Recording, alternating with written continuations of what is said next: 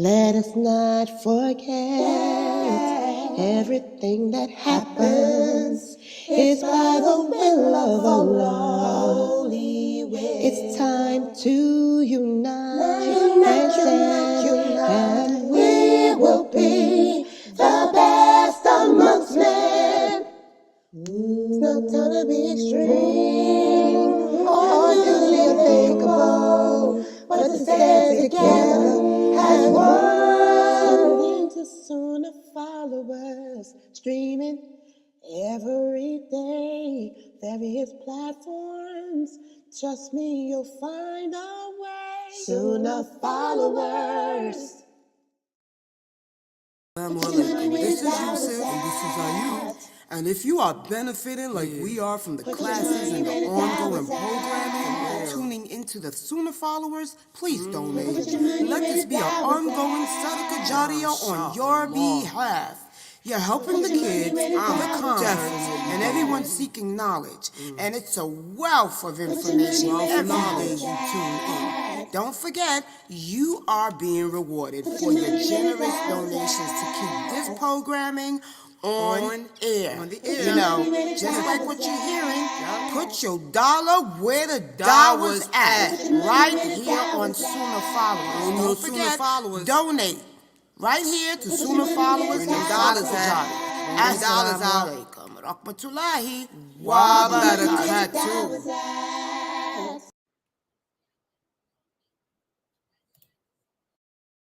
A couple questions for y'all. The first one, who is your Lord? What is your religion? Who is your prophet?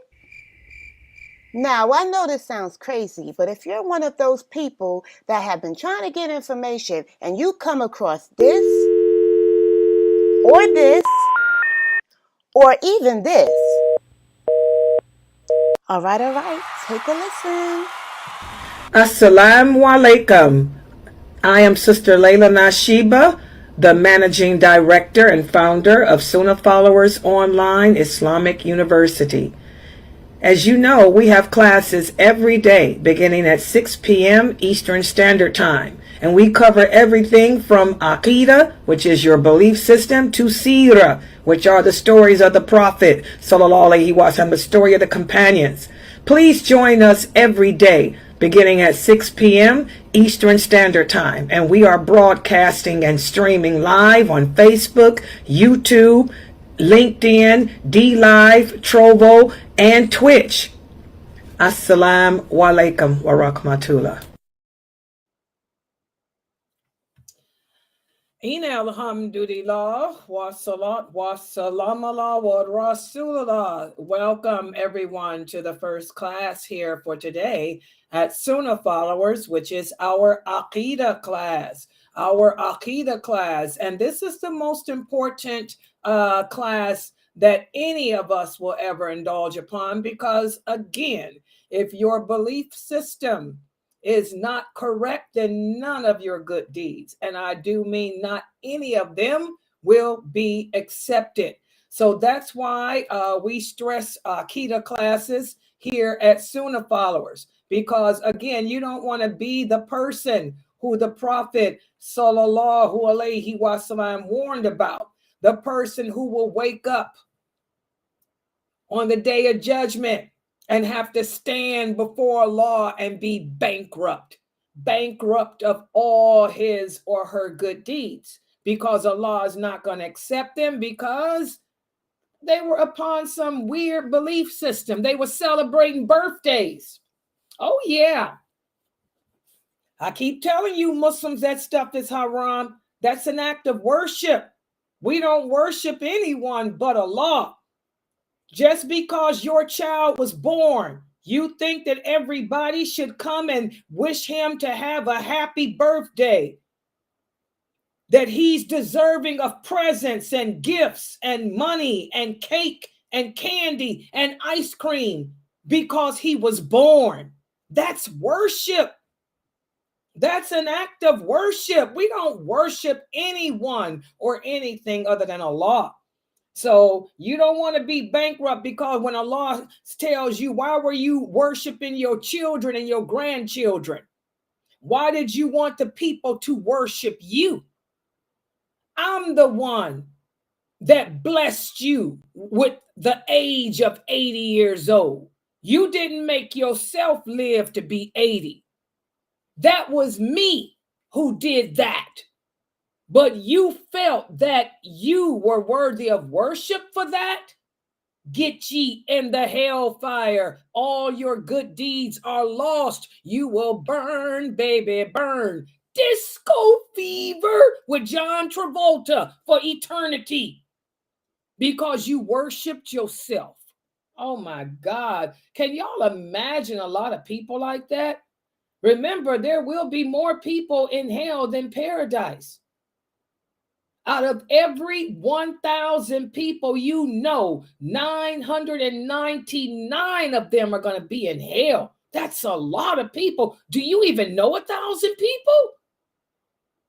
Oh my God. For the things like that, because they died upon sins of disbelief, worship of something other than Allah. That's a sin of disbelief. Suicide, that's a sin of disbelief. Arrogance, the kind where you think that you are superior over others, that you are incapable of ever making a mistake or having a fault. That's a sin of disbelief. There's a lot of sins of disbelief, guys. Loving something or someone more than you do Allah, that's a sin of disbelief. Fearing someone or fearing something more than you do Allah, that's a sin of disbelief too.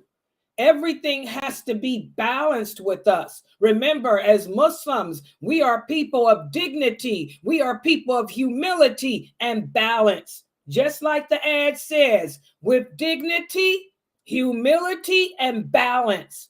You remember those three things. We have to be balanced in our love. If you love your husband, but be balanced. Don't love him more than you do Allah. Don't love him to the point where you do things to please him instead of pleasing Allah. That's the mistake you women make, because y'all listen to these brothers misinform you and tell you you supposed to do whatever they tell you to do to make them happy. No, that's not true. Allah didn't say that. Allah didn't say nothing like that, because that's worship. My life, my soul, my existence is for Allah, not for a man, not for a child, not for an animal. Whatever I do, any good deeds, the Prophet Muhammad was clear. In order for your good deeds to be accepted, it must meet two criteria. Number one, it must have only been done to please Allah, not Allah and anyone or anything else.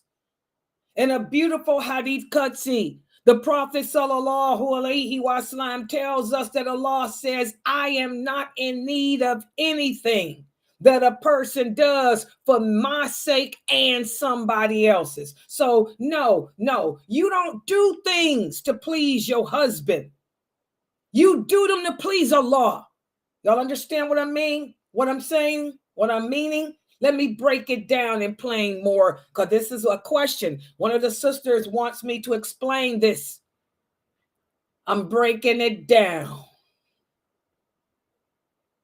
As the Prophet Muhammad sallallahu alaihi wasallam said, whenever we please Allah, whenever we do things to please him, in turn, Allah will not only reward you for that, but he will cause the right people to love you for that too. We went over that hadith yesterday.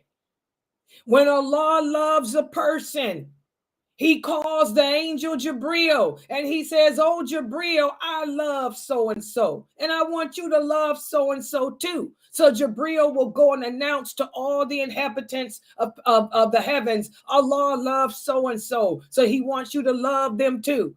And then the angels of mercy will descend upon the earth and will cause the other people to love you that need to love you. Y'all understand that? So, for example, let me make it even more clear. You are a married woman. Allah has defined what your role is as a married woman, what your rights are as a married woman, and what your duties are. Allah commands you.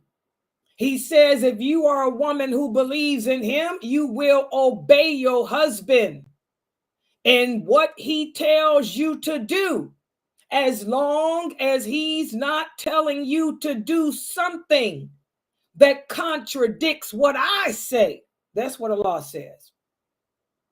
And Allah says, as a believing woman, your husband has rights over you. You have to obey him in what he commands you to do, as long as it's not in contradiction to what I have said. That's number one. That's your husband's first right. What does that mean? What does that mean? What does that mean? Does that mean that my husband can come to me and tell me to do something that is harmful to me, that Allah didn't command me to do? Does that mean that my husband can come to me and make me or tell me to do something that is not an obligation that Allah imposed upon me, that I don't want to do? No, he can't do that to you. Remember, Islam is balance, dignity, humility, balance. Allah doesn't give all this power to a man where he can oppress a woman, because Allah knows his creation better than we know ourselves. There's a limit, a balance. As our Prophet sallallahu alaihi wasallam explained, when Allah speaks about obeying your husband, that's in the things that Allah has commanded you to do for him. You got to know what his rights are. You have to guard in your husband's absence what he would have you to guard. That means his home, his children. It's your job to take care of the home. It's your job to take care of the children. It's your job to make sure the bills get paid. Oh yeah, that's your job as the woman. It's his job to make the money. It's your job to make sure the rent and all the bills are allocated and paid like they're supposed to be. So obey your husband in that. Do that. And do it right, do it well, do it within the guidelines of Islam, of what Allah imposed. Allah also said the right that your husband have over you. You cannot, I repeat, you cannot allow anyone in his home that he doesn't approve of. That's his right. So you obey him. Your husband says he doesn't want your friend over your house, coming to his house. You tell your friend she can't come over to visit. Your husband say he doesn't want the neighbors in the house. You don't let the neighbors come in. You obey him. When Allah says obey your husband, he's talking about in the things that Allah commanded you to obey him in. That's his right. That's why you have to learn the rights of each other. Learn the rights of the man, the rights of the husband. You obey your husband in those rights. Allah says a woman cannot refuse her husband intimately. So if your husband say, I want it now, you obey him. You drop what you doing and give him what he needs. Because you know they weak anyway. If you don't give it to him, he gonna go get it somewhere else. Y'all claim you don't like gammy. Oh, he got gammy going on. Well, you let him do it. You should have obeyed him. Gave him what he needed. You know they weak. Men are weak. Very weak to that crap. And do it well. Do it well so he goes way not looking for it anywhere else. So when Allah says obey your husband, he's talking about in the things that Allah commanded you to obey your husband in. Do y'all understand that? Guard in his absence what he would have you guard. Not allow anyone to sit in his house who he doesn't approve of. Answer his call. Obey him in all of that. But now, if it's something that you don't have to do, can he force you to make sunnah prayers? Say, for example, your husband comes home and say, I want you to start making all sunnah prayers that Allah made permissible. I want you to pray all the sunnah rakats, witr. I want you waking up for witr. I want you doing duha prayer. I want you doing istikhara. Do you have to obey him in all of that? No, because praying the sunnah prayers ain't no obligation. Y'all understand that? Allah doesn't command any of us to pray the sunnah prayers. We don't have to. If we don't make any sunnah prayer, Allah's not even going to ask us about them. They bring more reward, but Allah's not going to ask you, did you make sunnah prayers? He's going to ask you, did you make them obligatory ones? So if your husband demands that you make every single prayer in every sunnah prayer in existence, you can say, that's too much for me. I'm not doing that. My Lord didn't command me to do that. And you don't have the right to make me do that. You have no rights to make me do anything that my Lord did not obligate me to do when it comes to actions of worship and things like that. Y'all understand? There's a limit. You tell him, but I'm not letting nobody in your house. I'm guarding myself, my children, and your home. I'm doing everything else the Lord commanded. But you ain't going to impose that on me. There's a limit because I don't worship you, Aki. I worship Allah. Y'all see? That's the limit. Can he force you to wear a niqab? Can he force you to walk around in gloves in the hot sun and all of that? No, because it's not an obligation. Can he tell you what, do it to make me happy? I want you to pray every sunnah prayer that Allah created, and I want you to walk around in gloves and a niqab for the rest of your life. You look at him and say, excuse me, no way, Jose. Nope, because that's too much. Nope. Just like the sunnah prayers are too much for me. I got kids to run after. Putting on a glove? Oh, are you crazy? I want to see you wear some gloves and cover your face, 24 outside in the heat. I'm not doing it. And if he say, do it to please me, no. Because even if I did do it to please you, it's not accepted by Allah. That's what you sisters have not been told. That's what these brothers have not told you. Allah does not accept any deed that you do unless it's done for him. And why were you created? Were you created to worship your husband? Were you created to worship your children? Were you created to worship your parents? Because some of the parents do this crap too. No, I was created to worship my Lord, my fitra, the fitra that's in all of our hearts. It's trying to find its way back to Allah. My fitra is not trying to find its way to you. It's trying to find its way to Allah. So I'm not doing that. That's what the brothers don't tell y'all. So you sisters call me up with all your problems. My husband trying to make me. That's because you letting him.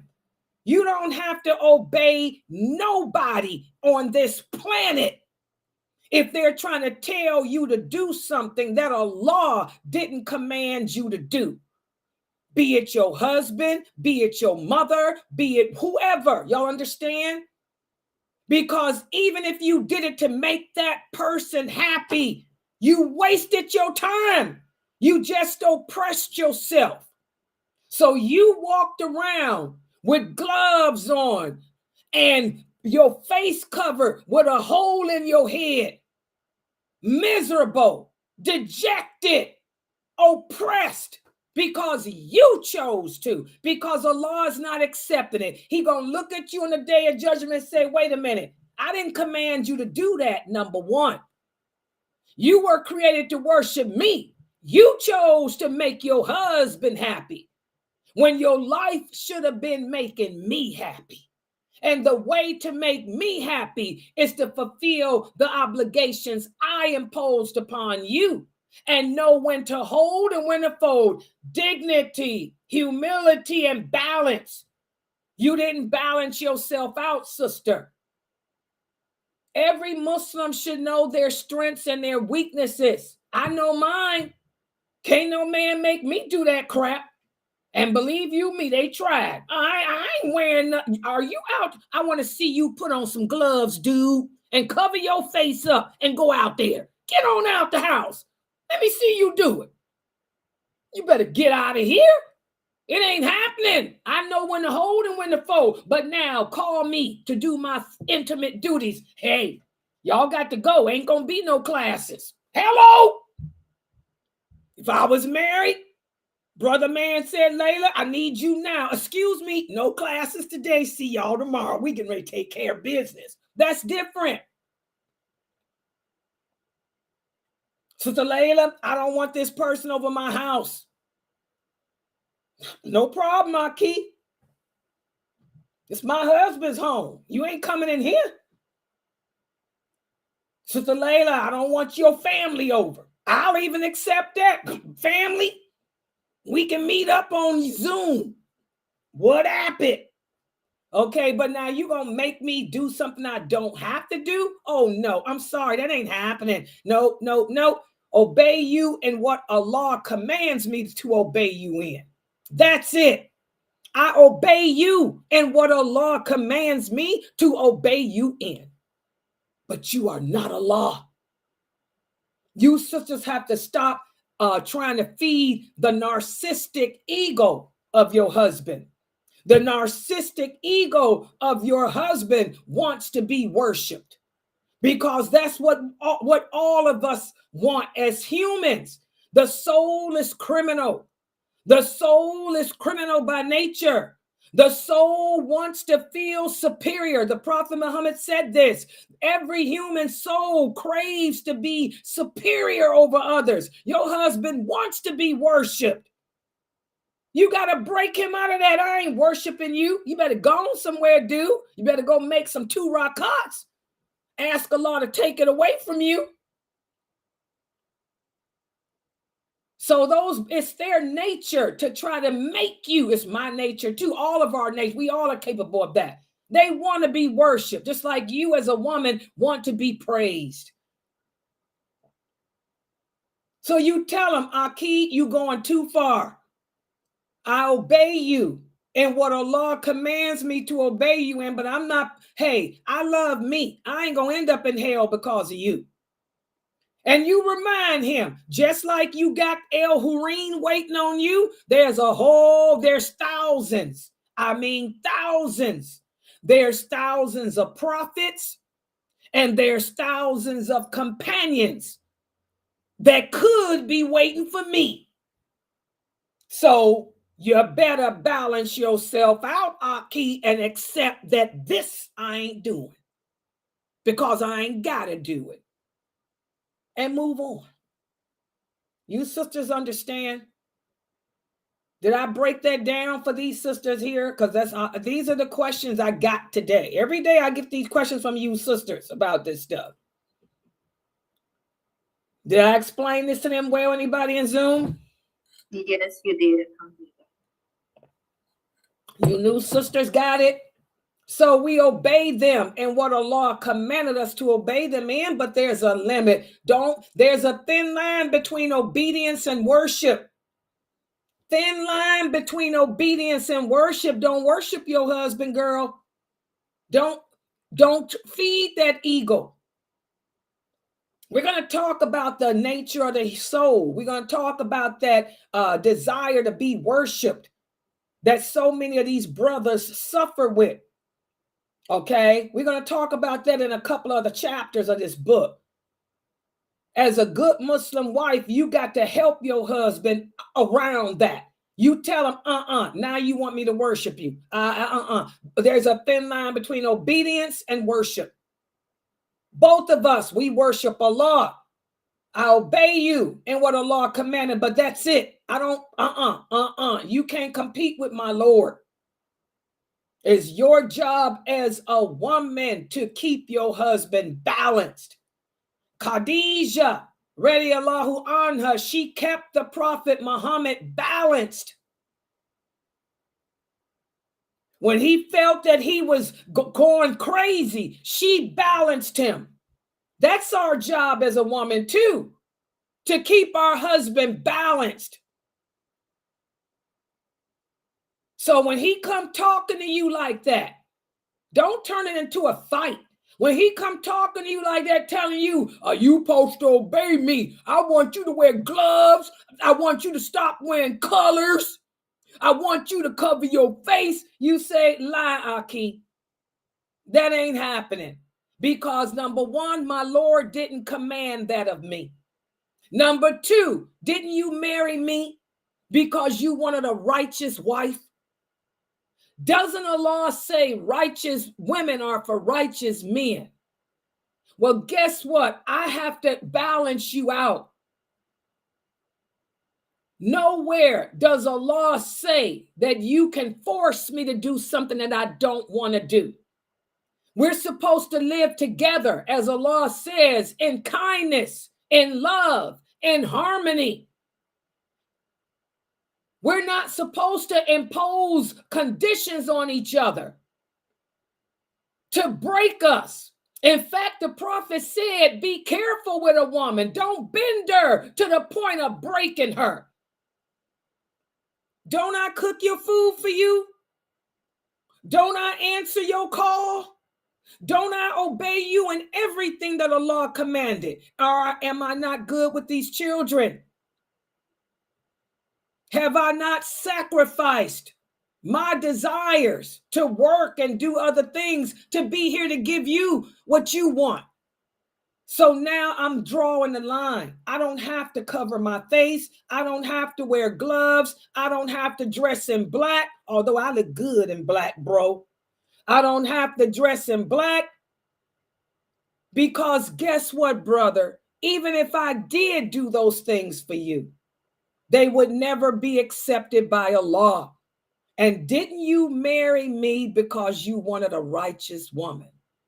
Righteous women do for the sake of Allah. They don't do for the sake of Allah and anyone else.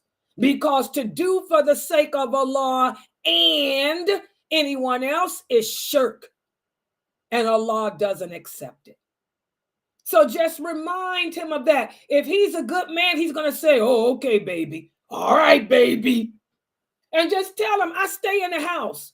You see, I don't go nowhere. I never leave the house unless I'm going to get groceries so I can cook good meals for you. I never leave the house unless I'm going to take the children to school. I leave the house to satisfy you. I don't leave the house to satisfy myself. So don't you think I'm making enough sacrifices for you, Aki?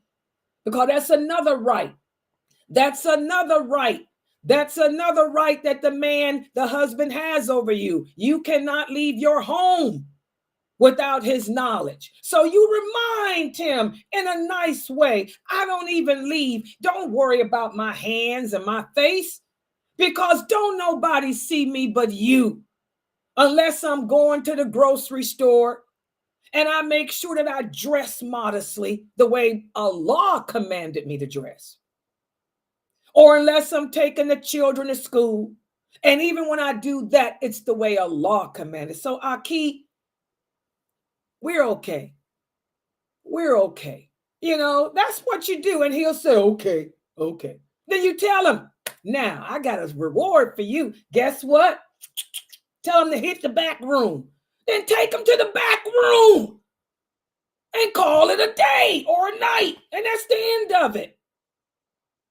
Do you sisters understand? You have to use psychology on a man. Oh my God. This is asking me, do my husband? I'm not married, I'm single. No, I don't have a husband. No, but when I was married, I had to go through the same thing.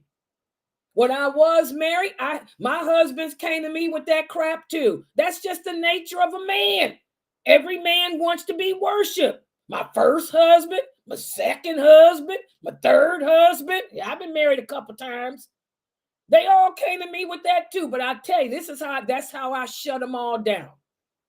And when I told them all that and took them to the back room, that was the end of it. No more cover your face, Layla. No more wear gloves, Layla. And they didn't want to ever see me in black, because black makes Layla shine. Okay? So yeah, that's how you deal with your husbands, with psychology, sister. You got to keep them balanced. Keep them balanced. That's the job of a wife, to keep her husband balanced, to keep him from wanting to trip on that ego, that worship thing, thin line between obedience and worship. Balance him out like Khadijah did the prophet. Balance him out. I say Khadijah because she was the best at it. Why didn't he marry another wife? Because like he said, he told the Quraysh, a lot of people don't know these hadiths, but I'm going to tell y'all why the prophet didn't marry another woman with Khadijah. It's right there. She was the most perfect woman ever created.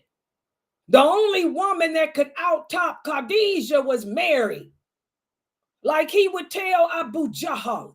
Abu Jahl and them would come to him and say, oh, Muhammad, why don't you marry a young girl? Isn't your wife old? He already knew that they were jealous because Khadijah turned down Abu Jahl and them. They all begged to marry her before she married the prophet. She said she wouldn't have none of them.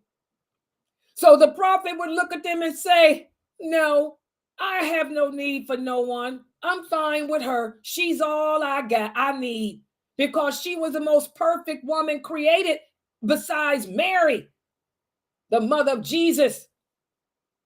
So he could never replace her. There was no woman on this planet. This is the answer you should get. No woman on this planet could out-top her as a wife, because she's the second most perfect woman ever created by Allah. Allah says that. So he had to marry 11 other women to make up one Khadijah. Because it took 11 other wives to make up one of her. And each wife was married for different reasons. And each wife fulfilled a different purpose for him. Okay? So that's why I say try to keep your husband balanced like Khadijah. She was the perfect wife. She kept him balanced all over. When he would go too far to the right, she'd pull him to the left and balance him out. Too far to the left, she'd pull him back to the right, balance him out. That's what a good wife does. Keep him balanced. Y'all understand that, sisters? So that's what that means. When the hadith says obey your husband, it doesn't mean that your husband can tell you to jump off the building and you obey, or to do something oppressive or something harmful to you and you obey. It's talking about obey him in the things Allah commanded you to obey him in. This is why you need a female teacher, because the brothers, I'm sorry, unless they are real scholars of the ulama, like I learned from real scholars of the ulama. I didn't learn from some hoodie man.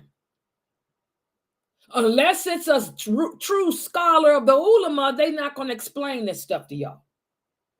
They're just going to tell you what they want you to know, because they want to be worshiped. Okay? All right. So that's that answer. Inshallah, I'll put a short out for that.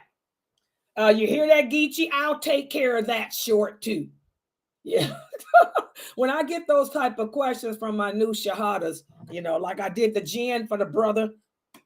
And by the way, did y'all see the shorts I put out on my jinn thing? I told y'all we'd make the shorts. We got the shorts out. Okay, I'll do a little short for this. But now let's get to our class for today. The class for today, it goes hand in hand with what I'm talking about. That's why I answered this question. It's all about the fitra of our heart trying to find its way back home to Allah. It's got the criminality of the soul, that evil soul trying to pull us away from our purpose. The soul is trying to get us to worship others, because that will destroy anything good we do. That soul is trying to get us to give into our desires and sin, to keep that fitra from finding its light. And today we're going to speak about some of the things that stand in the way, things that stand in the way of that fitra finding its way back to Allah. And we're going to also speak today about how to awaken the light. Because some of you sisters, especially the sisters here that come from these, how can I say this? I got a lot of sisters here from Philadelphia. I got a lot of sisters here from New Jersey. I got a lot of sisters here from New York. Need I say any more? So a lot of these sisters have come from some backgrounds where the men have told them so many things. And these are the sisters that complain about how they feel so useless. They feel insuperior. They feel like they're, as the sisters typed here, yeah, they feel that they're supposed to be invisible. That's what the sister just typed. She said, we're supposed to be invisible. Well, I've proven to you from my series on the heroines of Islam, ain't nowhere Islam taught a woman to be invisible. All right. Well, for these sisters, many of these sisters here are struggling to try to get their fitra back awakened, because their fitra has been burned out from oppressive indoctrination. That's why I tell y'all got to be careful who y'all listen to on YouTube. Y'all got to be careful to who y'all listen to anywhere, because some of these speakers of Islam can take the light out of your heart. They can whip it out, rip it out, especially if you're a woman. So we're going to speak a little bit today about how to revive that light. And I'm so happy that these sisters are here, because, again, we're studying from the book written by Sheikh Kareem Abu Zaid. This is volume 2 of the series of the Unveiled Trilogy. This is volume 2 of Diluting Wala wal Bara. Please go to Amazon.com, sisters, all these new sisters here, and purchase this book, because you sisters have come to me with this issue of awakening the light within you. because many of you heard the video put out by Sheikh Morsi, and also you've been listening to my classes.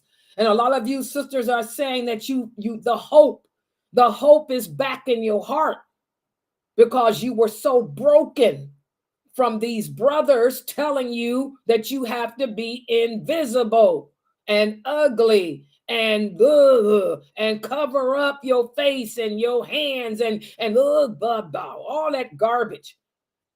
Buy this book.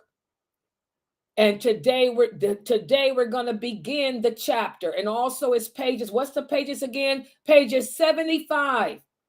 Everybody take out the book who has it. Turn to page 75. We'll be speaking from pages 75 to 77.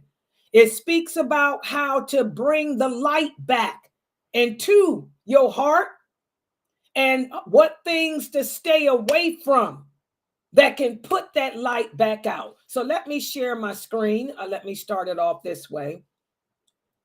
Yeah, I know I got thunderbolts in the background. I just feel that way today. It's one of those type of days, I just feel like Allah sending this stuff, Okay, let me put the, let me take everything down. So I'm going to share the screen the way the brother showed me yesterday. And by the way, it works pretty good the way that brother showed me how to share that screen. I just hope that this computer I'm using, because I'm not using the new computer, that it won't go black on me. I forgot that was the problem. And I meant to switch to the other computer and forgot. Yeah. Okay, hold on. I'm getting ready to take this down. Wait a minute. Okay, this one comes down this way. Okay, then the top part. Okay, did it come down? There, that's down. Oh, well, why is this one up? The name of the book is still up. Why is it? All right, there. Let me make it full screen. And by the way, guys, I got us streaming on Instagram. We are on Instagram. Let me turn around in the back and look at Instagram too. Because I forget, I got Instagram back working. I figured it out on my own. I couldn't wait for the Instagram to fix the problem. Layla figured it out. There. Let me make it full screen. Oh, yeah. Oh, there's Instagram. So there, we are on Instagram. I can see you there typing. Okay, so now let me try to work this screen my way. Let me go back into the Zoom. This is the new way they taught me. I'm going to turn off my camera. Because when I turn off the camera, then it keeps my resources, the brother told me. And now I'm going to log in on to make the PowerPoint bigger. Y'all I got to talk myself through it. And bam. Do y'all see this on YouTube? The full page like this? I didn't mess up, did I? Did it? You're not sharing on the Zoom. Oh, I didn't share it to you guys on Zoom? Oh. No. Okay, hold on. How do I do it? Okay, I messed up. Okay, here we go. Zoom. Share. You guys are going to be shared to this, the brother showed me. That. Okay. Now, people on okay, Zoom, I mean, for Facebook, YouTube, Twitch, y'all see this now? Yeah, YouTube, we see the same thing. Is it all one page? though? It ain't the two. Did it? I know we kind of lag, but did it switch to just, there it is. Okay, good. Okay. All right, good. And make sure you keep your head, your eyes on the people on the mic. Okay. So this is what we're going to be speaking about today. This is pages 75. Turn to page 75 in the book, The Red Pill, the Red Book, Diluting Wala Better. That's a picture of Sheikh Kareem Abu Zaid. For those of you who don't know who he is, I'm going to tell you why I use this picture. Somebody asked me, why do I put his picture? So you can see who it is. I know Muslims don't like to read. You know that. And of course, in this day and age, we have to be very careful of who we take our knowledge of Islam from. And a lot of people don't know people by name, but we know them when we see them. So that's why I put Sheikh Kareem Abu Zaid's picture up. So you guys can see when I say I'm teaching but from Sheikh Kareem Abu Zaid's book, you look at me like, who the heck is he? That's him. He's all over the internet. And why do I put my picture? Because you have a right to know who you're learning from. I am Laila Nasheeba. So now you can see this is from me. That's me.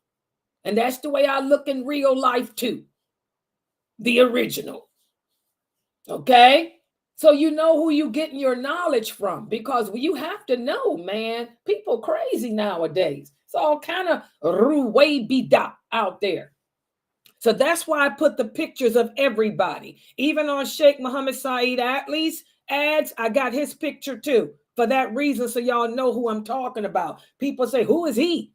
Oh, there he is. Oh, I remember him, you know. So it's good to use the pictures of other people. And I always keep my picture on anything so y'all know it's real. It's Laila. So today we're going to speak about how to embrace the fitra of your heart, and the way to keep it burning and help it find its way back to Allah is through the principles of allegiance and disassociation. Okay? And this first part of the chapter, I like how Sheikh Kareem Abu Zaid does this. Whenever we begin a new chapter in this series, he gives an introduction. So just to remind us what we talked about previously, the awakening of the heart. When you hear Muslims, the teachers, you hear us refer to the awakening of the heart. We're speaking about the awakening of the fitra that's within the heart. And this awakening is an extraordinary and life-altering experience, especially for those of you who came from sinful backgrounds. How do we awaken our heart? How do we awaken the fitra? Well, it begins with, as we discussed previously, self-reflection. The first step in awakening your heart and bringing it back to Allah is you have to reflect upon the sins you were doing. Reflect upon your flaws. That's why I was telling you, sisters, when we get married, we are partners. You're supposed to help your husband to stay balanced. He's supposed to help you to stay balanced. When you see your husband reaching that stage of worship, because there's a thin line between obedience and worship, when he's asking you to do things that Allah did not command you to do, or he's asking you to do things that you don't want to do because they're going to be harmful to you, or you just don't feel comfortable with it, you have to bring him back to balance. You have to get him to reflect upon what he's saying and to humbly acknowledge his flaw. Y'all understand that? That's why I answered that question the way I did. And even with yourself, when you realize that you've gone too far in giving in to the evil nature of yourself, how do you call yourself back to Allah? How do you right the wrong? Well, look at yourself. Humbly acknowledge the mistakes you made. Humbly acknowledge the wrongdoings that you did. And then remember the blessings that Allah has bestowed upon you. Remember, we talked about this the other day? So how do I awaken my heart? Number one, reflect upon myself, acknowledge, admit the wrong that I've been doing that I shouldn't have done. And then think about all the good things Allah has given me. And despite all the good things he's given me, I chose wrong. I made bad decisions. That's the first step in awakening your heart. That's the first step in awakening the fitra. Everybody understand that? And then you can begin the transformative journey of exploring yourself and seeking a deeper connection with Allah. That's when we'll repent from our sins. We'll stop doing the sins. We'll feel bad about it. And then we'll connect back to Allah. Oh, Allah, when we raise those hands and we ask Allah to forgive us, that opens that connection back to Allah. We can make it even better by crying. Allah loves for us to be alone and ponder our mistakes, our sins, and cry upon Him for forgiveness, because doing this will lead to inner peace within yourself. Doing this will make you feel better about yourself. And when you start feeling better about yourself, that's when you know that that connection has been made back with Allah. Y'all understand that? And different things can trigger this awakening. For many of us, we don't turn back to Allah unless something bad happens. For some of us, it takes a bad experience, losing your job, losing your job or your home. That usually turns people back. Or it could be a personal crisis or a near-death experience. You were in a car accident, almost died. Now you want to turn back to Allah. So different factors trigger the awakening of the fitra. Because this is what a lot of people say, Sister Laila, if a person's heart has become blackened, the fitra has been burned out. My heart is hard. It's like a rock. I've done drugs. I've fornicated. I've given in to my desires. How do I reawaken that light back? Well, for a lot of people, it takes a hardship. It takes a challenge, a personal crisis, or a near-death experience even. But whatever it takes, it just goes to show that the fitra can be revived. The fitra can be reawakened. Everybody understand that? Take a screenshot of this page. Okay?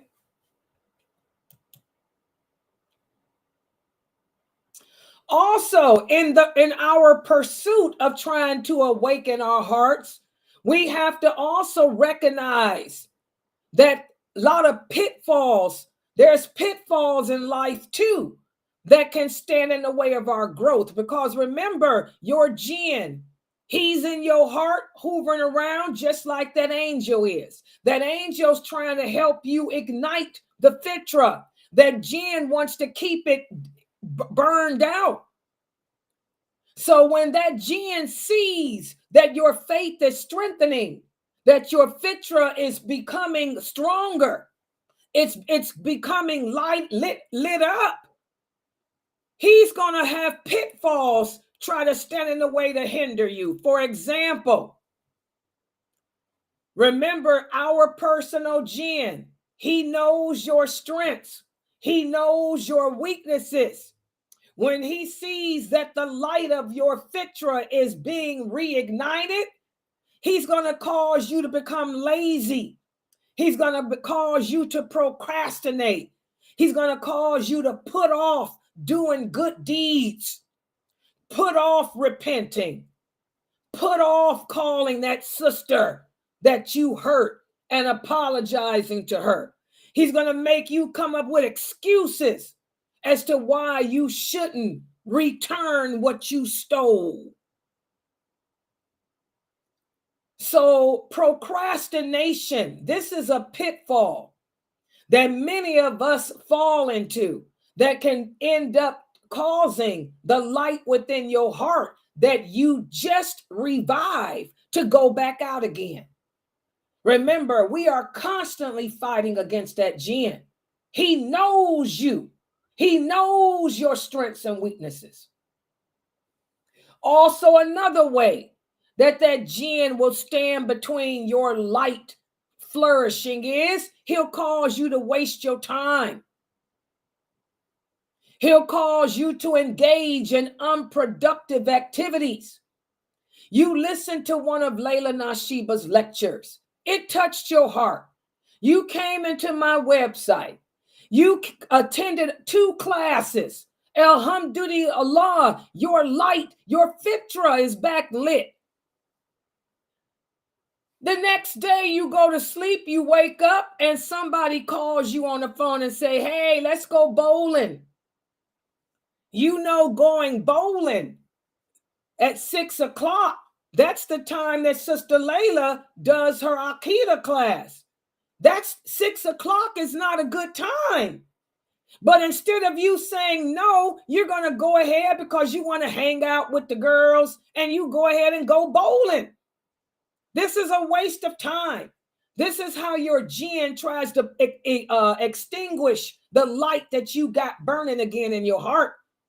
He'll make you waste your time on stuff that is not productive, that's not going to bring you close to Allah.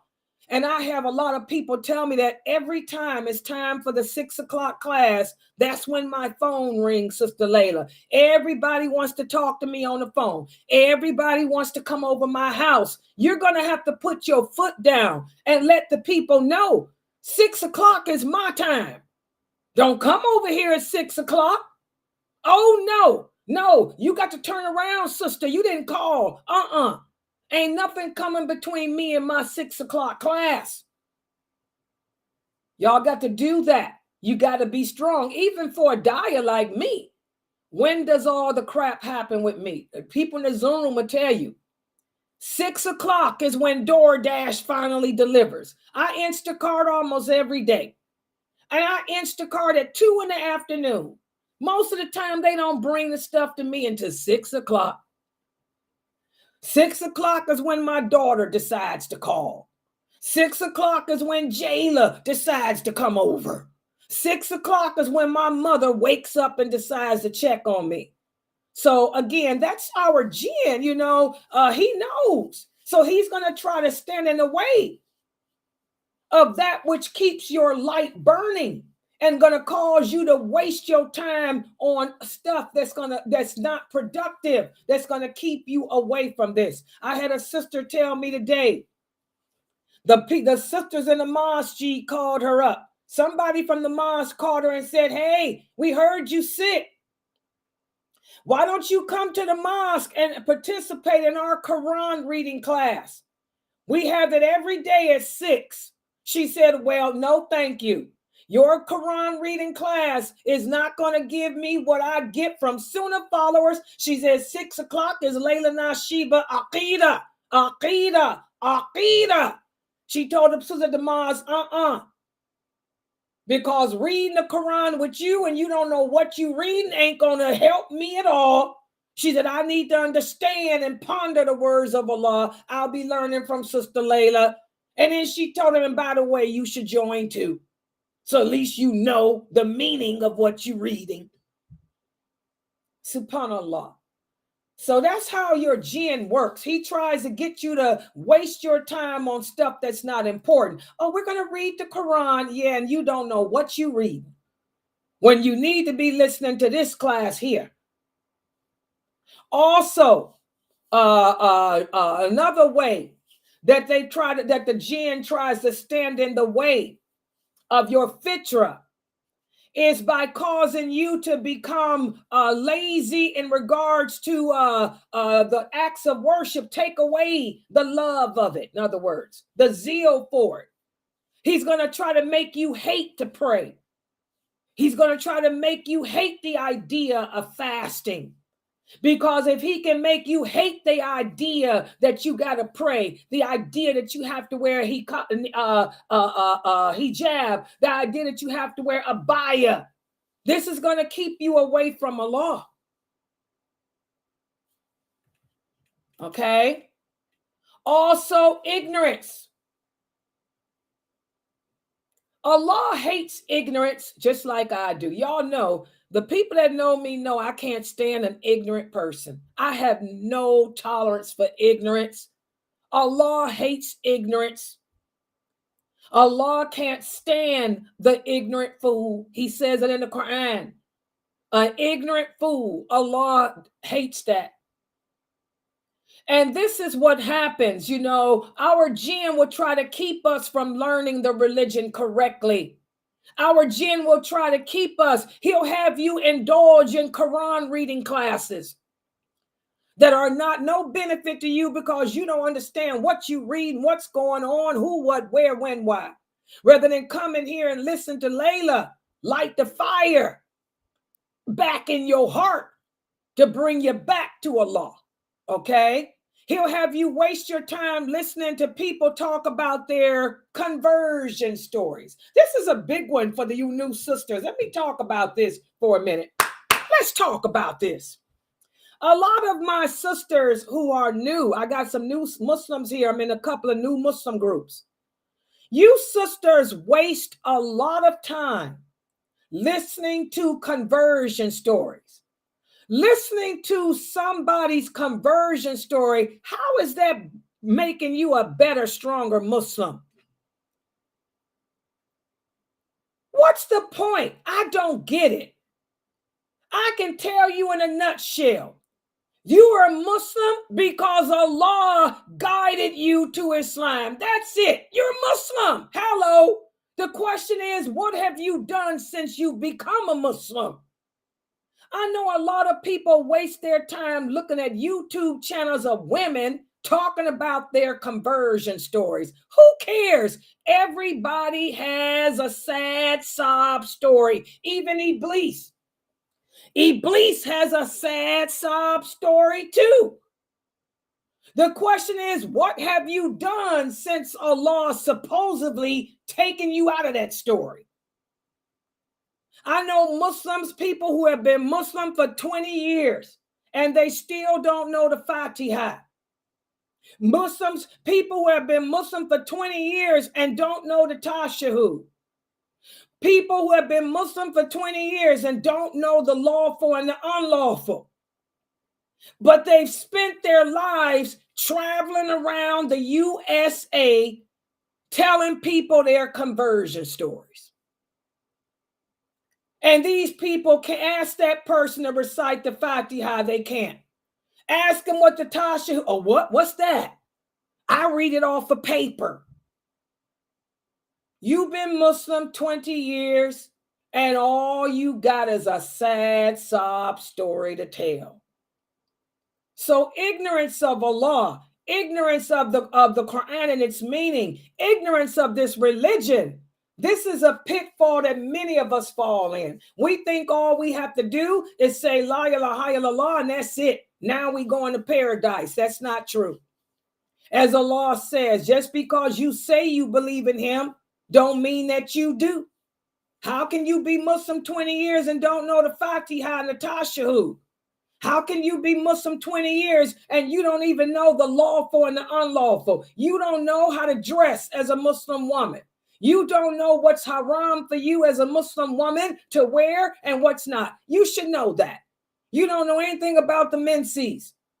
You should know that. You don't know anything about the rules of fasting, but you've been Muslim all your life. Are you crazy? So ignorance of Allah, the Hadith, the Quran, this religion, this is a pitfall in our spiritual growth.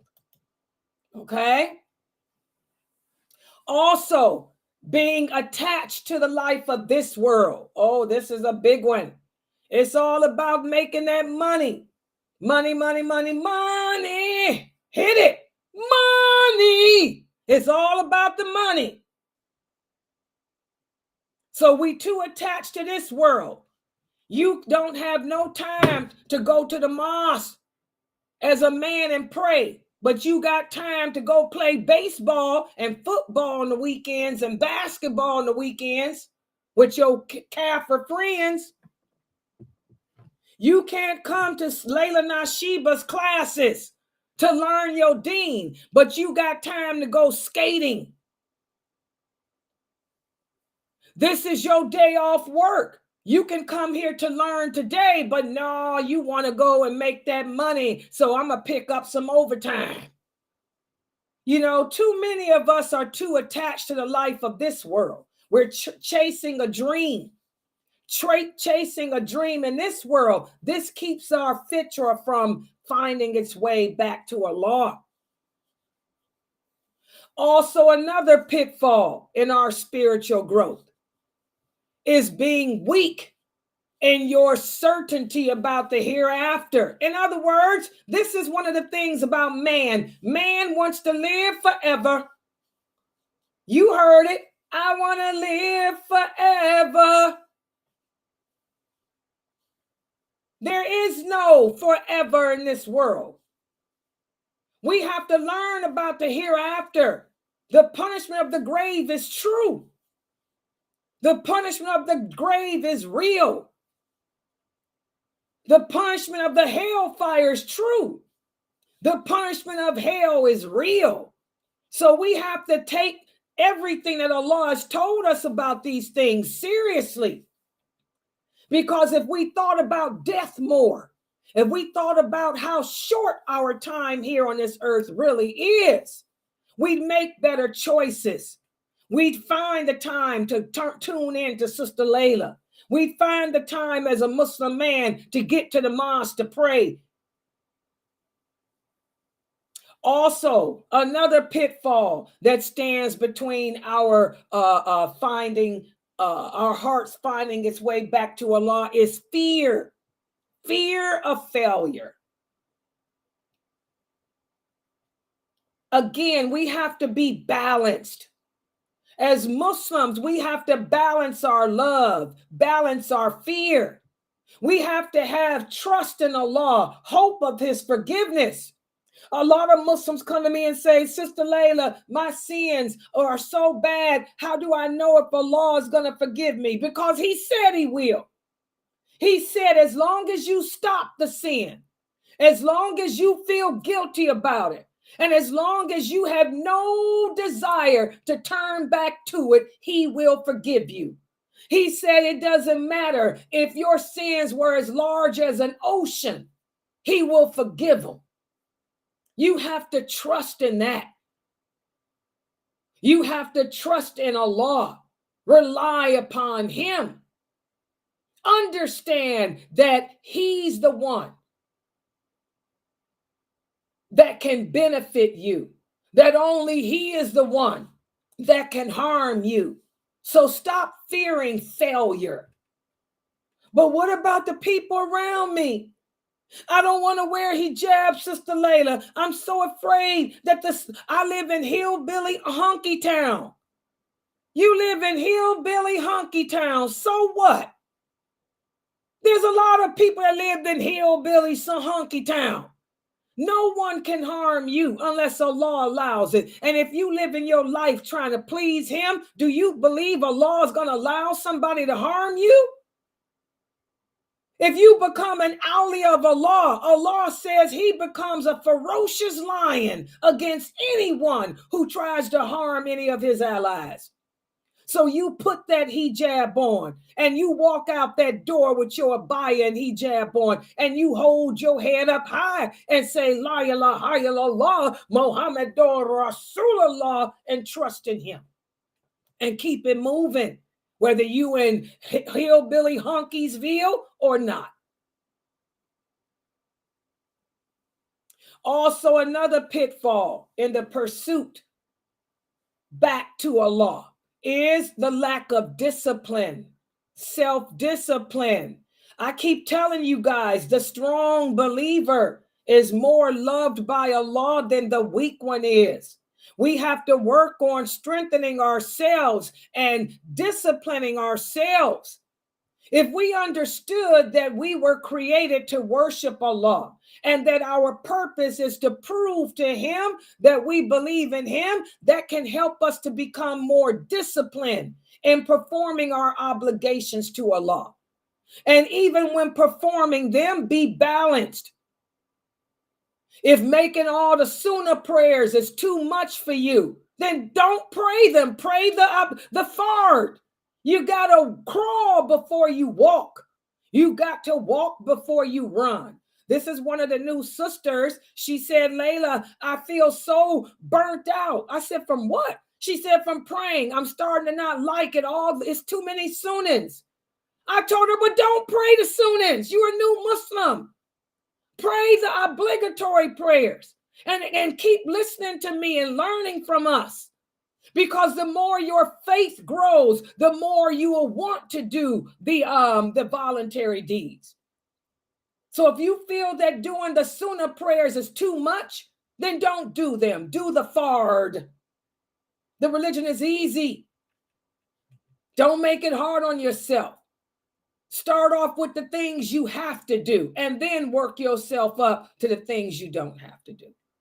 So these are some of the things that can stand in the way of our fitra continuing to burn, our fitra continuing its journey back to Allah, because the heart can be revived, the heart can be reawakened, but it can go right back dark if we don't nourish it with Allah and his religion.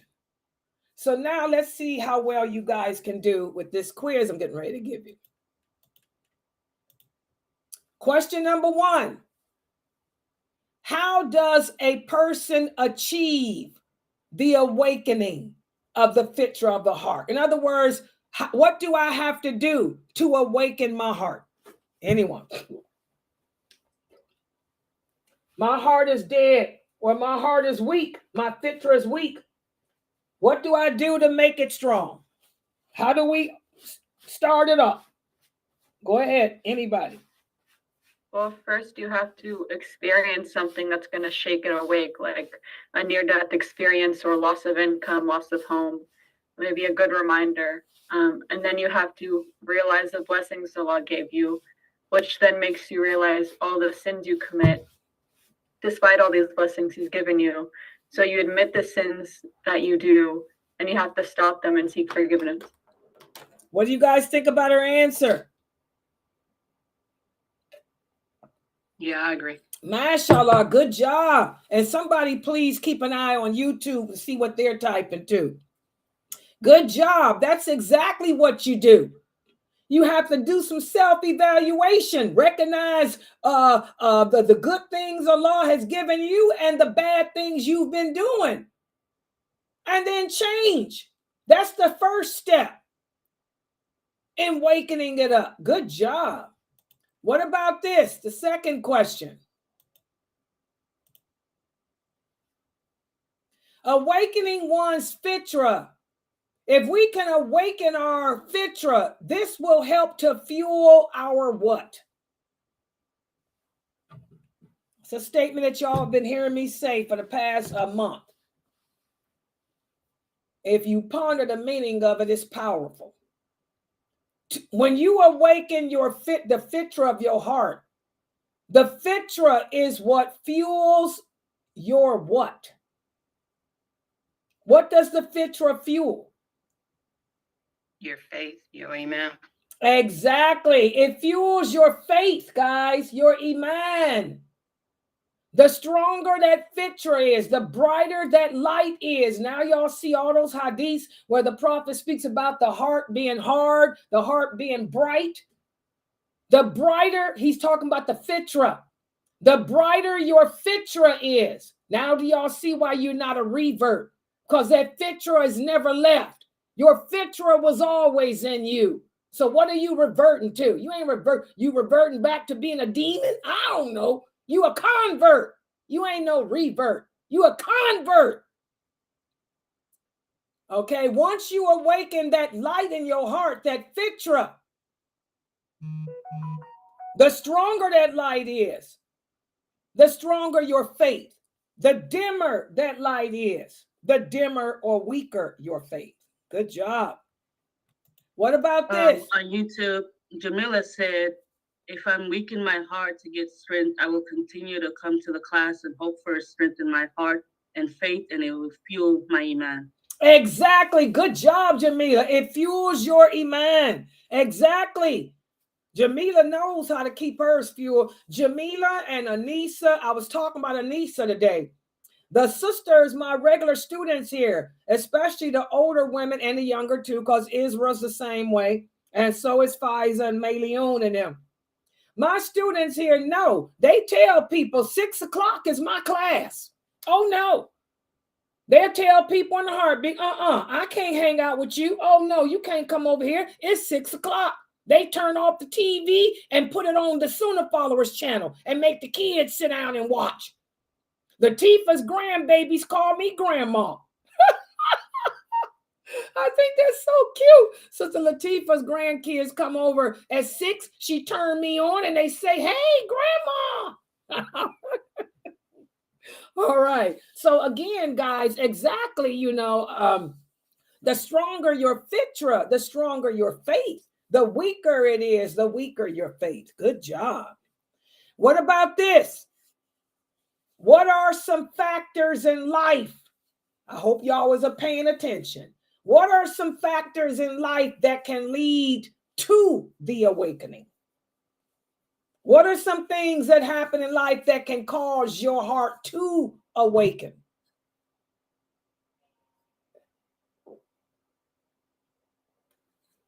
A lot of people say their heart's dead. Go ahead. Somebody on the mic? Yeah, some things that can cause an awakening is hardship or death in the family. Mashallah, that's what it usually is too, ain't it? A hardship, calamities. So calamities can cause some people's hearts to awaken. Death in the family, losing a job, divorce. Oh, I got a lot of sisters in my website who came to me when their husbands divorced them. They done remarried since then. But remember, some of y'all found me when your husbands divorced you. Then you tried to look for to better yourself. You found me, and Allah ended up giving you other husbands. Alhamdulillah. So anything in life, the marriage, divorce, it takes things like that can awaken the fitra. And what about this? What are some factors that can stand in the way of the awakening, that can prevent the awakening or try to dim it? Having too much love for something. That's one. Having too much love for something. That can stand in the way of the awakening. What else? Pride and arrogance. Pride and arrogance can stand in the way of the awakening. What else? Ignorance of the religion, ignorance of Allah. That's the number one, ignorance of the religion. You busy talking about your convert story. You better learn the Fatiha, and you know who I'm talking to. There's a brother and a sister here listening to me. You know who you are. You better learn that Fatiha and that Tashahu. And by the way, Brother Malik will be teaching, resume his Quran recitation classes here at Sunnah Followers on the 12th. And his class will be at 5 p.m. in the Zoom room. So for those of you who don't know the Fatiha correctly, and don't know Attahiyatullahi correctly, you better join the 5 o'clock class with Brother Malik and learn it. Get over your conversion story, because all you are is just a convert. That's it. You want to be a Muslim now, so you can in turn become a believer. What else stands in the way of the awakening?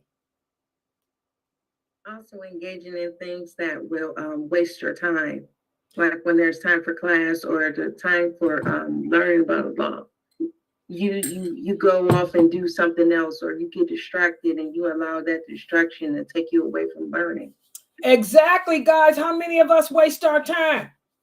I like to play bid whisk. Y'all know that. And I love spades, partners. I like to play partners in spades, and I like to play bid whisk. And I play online because I ain't got no friends that know how to play. The Tifa don't know how to play cards.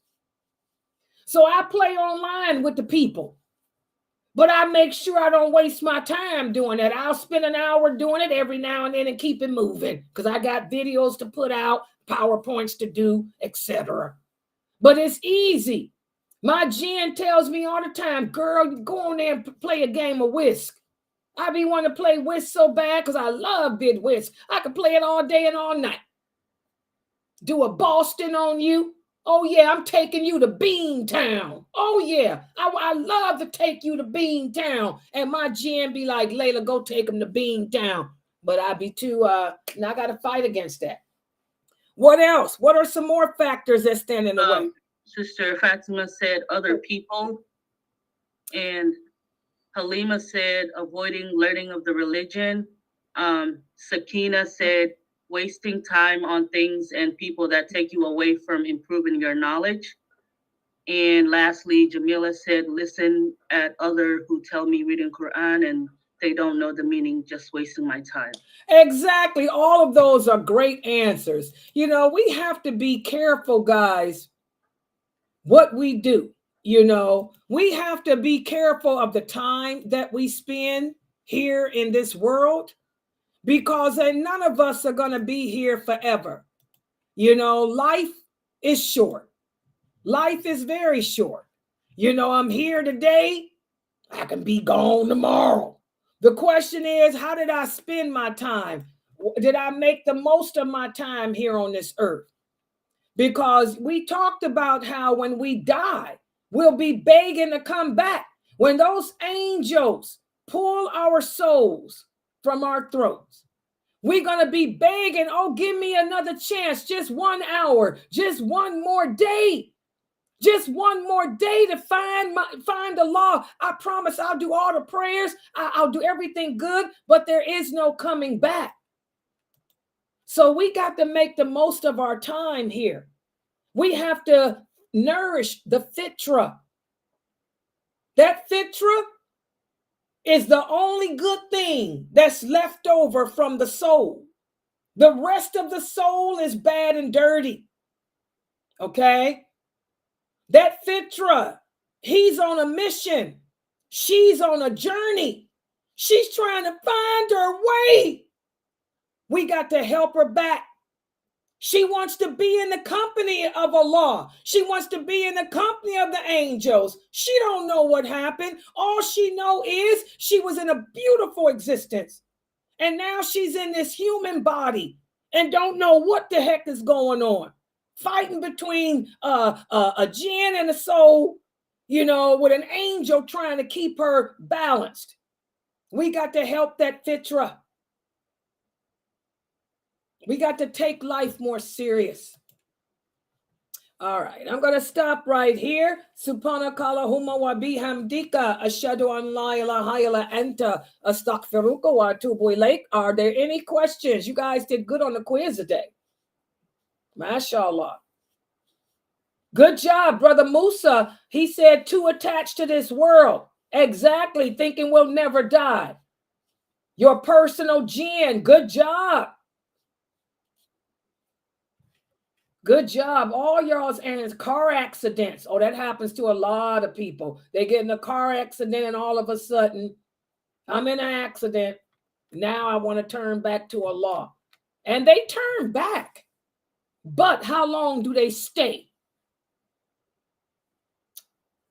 All right, guys, I'm going to stop right here. The next class we have is the heroines of Islam. And I did put, let me see if I can do that. I did put something together. The sister here is asking me, who am I going to be talking about today? It's going to be a surprise for you guys. But I did upload. Didn't I upload it on? Yeah, you should have watched it on YouTube. I made a short of it. But let me see. Wait a minute, that's the wrong thing. I put it the wrong place. Y'all know I just have a hard. Layla just has a hard time. Let me see. I'm trying to upload it. Yes, that class will be at 9. Yeah, it's Mondays and Wednesdays. My heroines class. Yeah, you like it? The sister here saying that she loves listening, having me break down those female companions and their stories. Yeah, it's every Monday and Wednesday. She said that's how she found me on TikTok. TikTok, mashallah. Yeah, I noticed my little shorts are going crazy on TikTok. I got like 700-800 views on the ones I put out on the gin yesterday. I wished I had that many views on YouTube, because the more views we get on YouTube, it'll help pay for this website. And by the way, guys, please support us. You know, we are a nonprofit organization, Sunnah Followers. We are a legitimate online Islamic school, and we survive off of your donations. We are 501c. Please scan that QR code and support us. But this is the person I'm going to do today. Here's the video. Let me play it. She is unknown by name, but her virtues is recorded in Islamic history.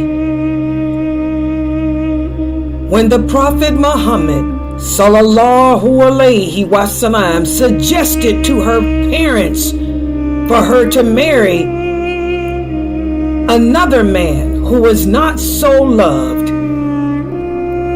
she checked her parents and married him. Join Ustadah Laila Nasheeba as she details the story of the wife of Julaybib.